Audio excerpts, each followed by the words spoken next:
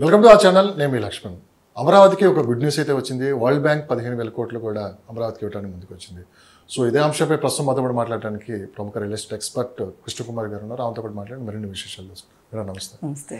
So అమరావతికి అయితే ఒక మంచి గుడ్ న్యూస్ అండి. ఇప్పుడు దాకా ఏంటంటే కొన్ని అపోహలు సృష్టించారు, కానీ ఇప్పుడు వరల్డ్ బ్యాంక్ కూడా తమ సహకారాన్ని ఇస్తుంది.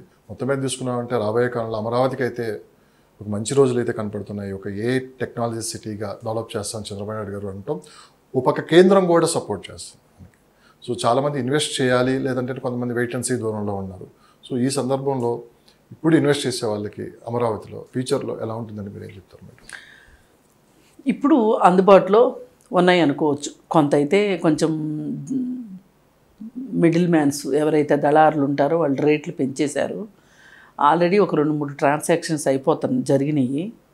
అంటే చాలా ఇబ్బందుల్లో ఉన్న వాళ్ళు కొంచెం అమ్ముకున్న మాట వాస్తవం. అయితే అప్పట్లో అడ్వాన్స్లు ఇచ్చి ఆగిపోయినవి ఉన్నాయి కొన్ని మధ్యలో వెనక్కి ముందుకి వెళ్ళినాయి. ఇప్పుడు ఏంటంటే అలాంటి వాటిలో ఏదైనా తక్కువకి ఛాన్స్లో ప్రాపర్టీ దొరుకుతుంది అనే ఉద్దేశంతో కొంటున్న వాళ్ళు ఉన్నారు. కొనొచ్చు కూడా.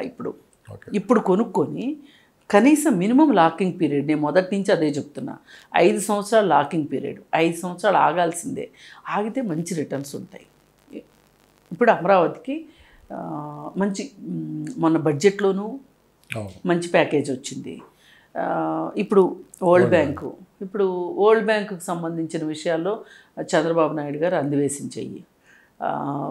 ఆయన అసలు వరల్డ్ బ్యాంక్ ఏజెంట్ అని పిలిచేవాళ్ళు ఒకప్పుడు.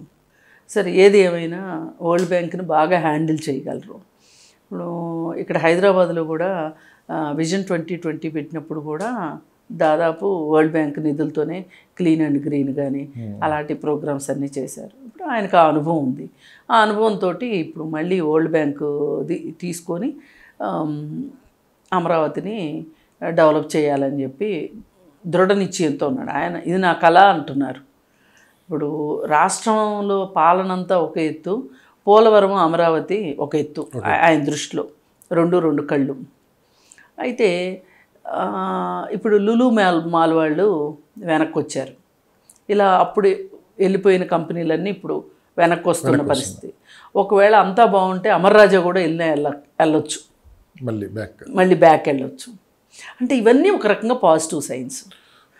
మొన్న వరదల్లో పనిచేసిన విధానం కూడా ఆయనకి మళ్ళీ ఒక సెకండ్ లైఫ్ ఇచ్చిందనే చెప్పొచ్చు. ఒక రకంగా ఇప్పుడు ఇది సెకండ్ ఇన్నింగ్స్ ఆయనకి. ఈ ఏజ్లో సెకండ్ ఇన్నింగ్స్ రావడం అంటే వేరే వాళ్ళు అయితే సిద్ధంగా ఉంటారు, కానీ ఆయన సిద్ధంగా ఉన్నారు. ఈ సెకండ్ ఇన్నింగ్స్లో ఆయన గెలవటమే అంటే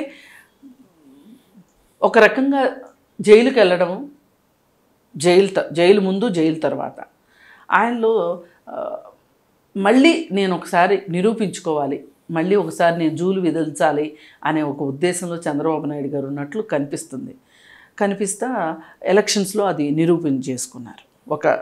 ఒక అడుగు అయితే వేశారు. అంటే అధికారం ఉంటేనే కదా ఏమన్నా చేయగలుగుతారు.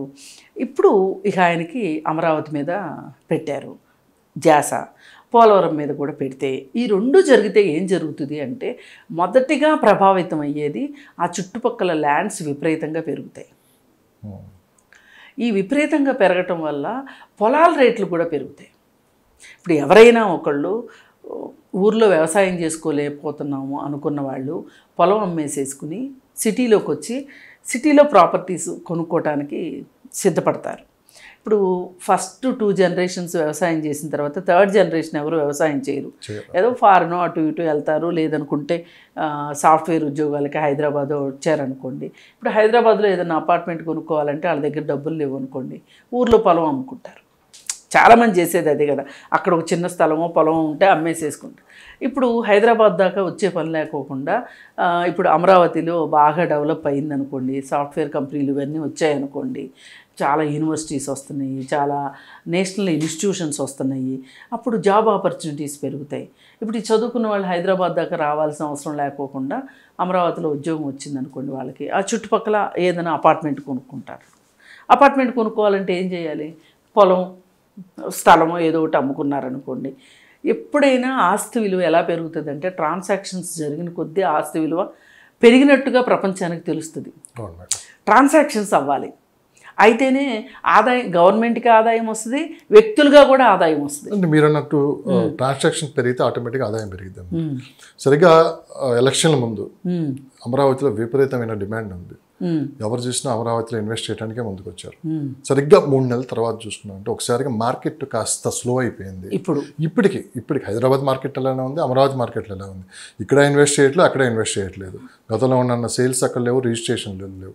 ఎందుకు ఈ స్తబ్దత ఎందుకు వచ్చిందంటే మీరు ఏం చెప్తారు? అంటే కారణం ఎలక్షన్స్ అండి.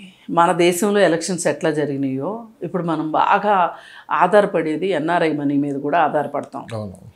పంపింగ్ అట్నుంచే జరుగుతుంటుంది. అయితే ఇప్పుడు లండన్లో ఎలక్షన్స్ జరిగినాయి, అలాగే అమెరికాలో ఎలక్షన్స్ జరగబోతున్నాయి. అది కూడా కాకుండా అమెరికాలో కొంచెం జాబ్ మార్కెట్ బాగాలేదు. అమెరికా ఆర్థిక వ్యవస్థ పరిస్థితి కూడా అంత బాగలేదు. అది రేపు ఎలక్షన్స్ తర్వాత రివైవ్ అయ్యే అవకాశం ఉంది. రివైవ్ అయినప్పుడు ఉద్యోగాలు వస్తున్నాయి అనుకోండి, మన వాళ్ళు ఏంటంటే కడుపు కట్టుకునైనా సరే మనం వెళ్ళింది అమెరికా ఎందుకు, $4 కోసం ఆస్తి సంపాదించుకోవటం అనే ఉద్దేశంతో ఉంటారు. వాళ్ళు ఎక్కడ పెట్టుకుంటారు? ఇండియాలోనే పెట్టుకుంటారు. ఇప్పుడు ఇదివరకిట్లాగా అమెరికా పరిస్థితి, ఈ ఉద్యోగాలు ఎన్ని రోజులు ఉంటాయో ఉండవు అనే ఒక భయం ఉంది కదా. అందుకని ఇప్పుడు దాచుకున్న డబ్బులు ఊర్లో పొలము, లేదంటే ఏదైనా స్థలమో ఏదో ఒకటి, లేదు అనుకుంటే అపార్ట్మెంటో ఏదో ఒకటి కొనే అవకాశం ఉంది. ఇప్పుడు ఈ అంతర్జాతీయ పరిస్థితులు ఇవాళ ఆదాయాలు లేని పరిస్థితి నుంచి, అంటే ఇప్పుడు డబ్బు బయటికి తీయటానికి ఆలోచించే టైము, ఎన్నికల సమయంలో ఎవరూ తీయరు ఇండివిజువల్స్, కేవలం తీసేది పొలిటీషియన్సే తీస్తారు డబ్బులు, ఇండివిజువల్స్ తీయరు. ఇప్పుడు అదే ఆ స్తబ్దతలో ఉంది. ఇప్పుడు వన్స్ ఈ ఎలక్షన్స్ అన్నీ అయిపోయిన తర్వాత, జాబ్ మార్కెట్ కొంచెం సెటిల్ అయిన తర్వాత మళ్ళీ ఇప్పుడు ఇంకొక భూమి చూస్తారు అమరావతిలో కావచ్చు, హైదరాబాద్లో కావచ్చు, ఎక్కడైనా సరే.